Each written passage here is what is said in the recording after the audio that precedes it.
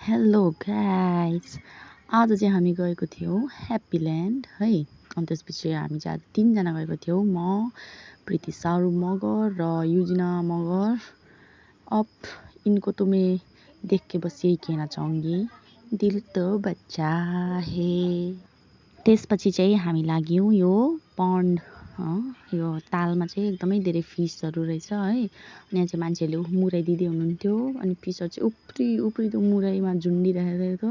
अनि त्यहाँ चाहिँ हामीले एउटा कछुवा पनि देख्यौँ। अनि हामी चाहिँ सबैजना है दौडिँदै उतापट्टिको त्यो जिर्र पानी झरिरहेको एउटा घर जस्तो थियो क्या सानो।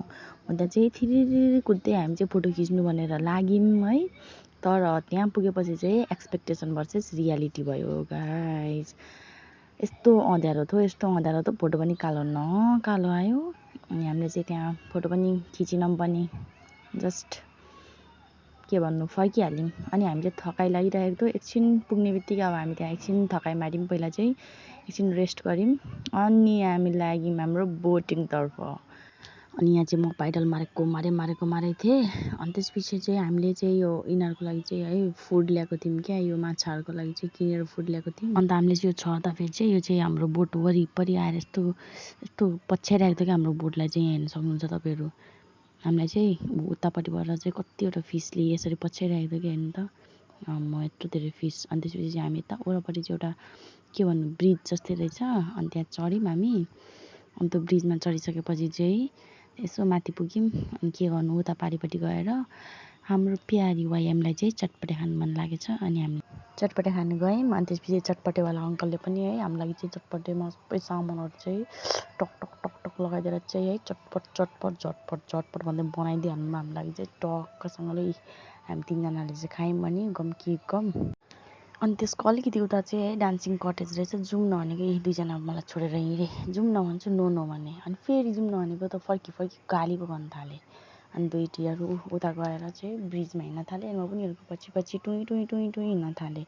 अघि डान्सिङ कटेजमा ननाचेको मान्छे त यहाँ हेर्नु त, यहाँ आएर उफ्री आफ्नै तालमा नाचिरहेको छ, डान्स दिइरहेको छ।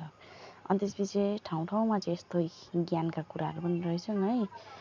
अन्त त्यस्तो कुरामा चाहिँ हामीले धेरै टाइम वेस्ट नगरिकन यहाँ हिटिकी कुचुक पार्न गयौँ।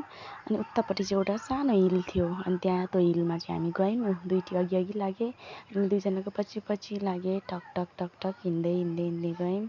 अलिकति उकालो थियो है, यस्तो घाममा पसिना हुँदै पनि हामी चाहिँ त्यो हिलको माथि पुग्यौँ है। अनि माथि पुग्दाखेरि चाहिँ त्यहाँ चाहिँ के भन्नु धेरै भिड थियो। सो हामीले चाहिँ त्यहाँ केही भिडियोहरू पनि बनाएनौँ, हल्का 1-2 फोटो खिच्यौँ।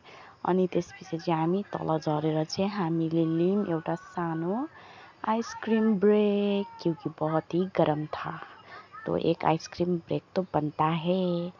अनि त्यसपछि हामीले एउटा कुरा याद आयो क्या, हामीले त कोलम्बस र रोटेपिङ त खेल्नु नै बाँकी छ अझै। अन्त त्यो खेल्ने टाइममा चाहिँ इनकी फट गई थी, सो इसने नहीं खेला, सिर्फ गुन्ज र मैले मात्र खेल्यौँ। फर्स्टमा चाहिँ हामी कोलम्बसमा गयौँ, अनि हामी चाहिँ फर्स्टमा कोलम्बस खेल्यौँ। यो हेर्दा चाहिँ डर लाग्दैन, तर यति धेरै डर लाग्यो नि। अनि मैले चाहिँ हतार फोन झर्छ भनेर फोन ब्यागमा राखिहालेँ। अनि यो खेलिसकेर चाहिँ हामी 2 जना नै लाग्यौँ रोटेपिङ खेल्न। अनि यो चाहिँ वाइएमले मुनि बसी गरेको भिडियो, ऊ चाहिँ खेलेन, गुङ्जुरोमा नै हो यो पनि खेल्यौँ। अनि हामीले चाहिँ सबै खेलिसकेपछि अब हामी लाग्यौँ घरतिर। अन्त घाम चाहिँ यस्तो लागिरहेको थियो नि, यिनीहरू चाहिँ भिडियो बनाउनु पनि कोअपरेट नै गरेका थिएनन्। अनि लास्टमा मरेर यी 2 जनाले बाई भन्दै tata bye, see you in next vlog guys.